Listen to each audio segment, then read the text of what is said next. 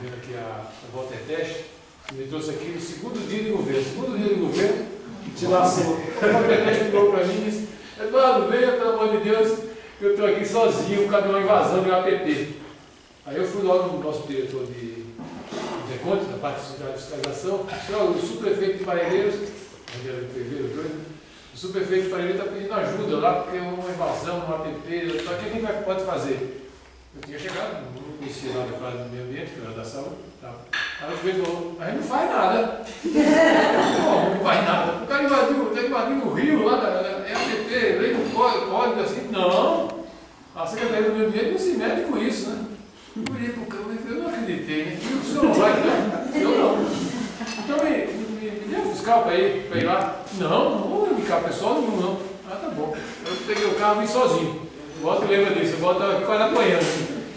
E apanhando porque o pessoal dizia: mas sempre foi assim? Por que o senhor agora quer impedir?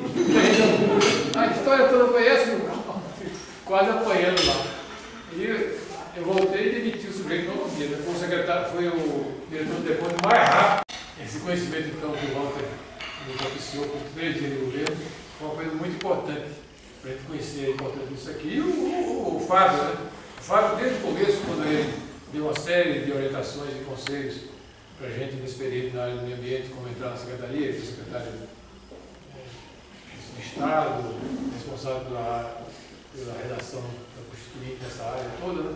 Uma das coisas que o Fábio disse desde o começo foi isso: o Parelheiros é a grande área verde que ainda se pode salvar, não na cidade de São Paulo, mas na região metropolitana toda. Não na região metropolitana de São Paulo, mas na grande região metropolitana que vai de Campinas até Santos. Você tem uma terra deste tamanho, no meio de uma macrometrópole como essa, e ninguém vê, é invisível, ninguém sabe que existe isso, né? O Fábio dizia isso. Então isso aqui devia ser uma grande área, né, de desenvolvimento sustentável, não só para São Paulo, não só para a região metropolitana de São Paulo, mas para a região macrometrópole de Campinas até Santos. Uma das coisas mais importantes que eu aprendi. O Central Park vitaminadíssimo. Essa é a ideia do Fábio também foi uma coisa importante para a gente abrir os olhos da Secretaria para essa região daqui. Então a gente deve, acho que todos nós aqui, trabalhando na Secretaria,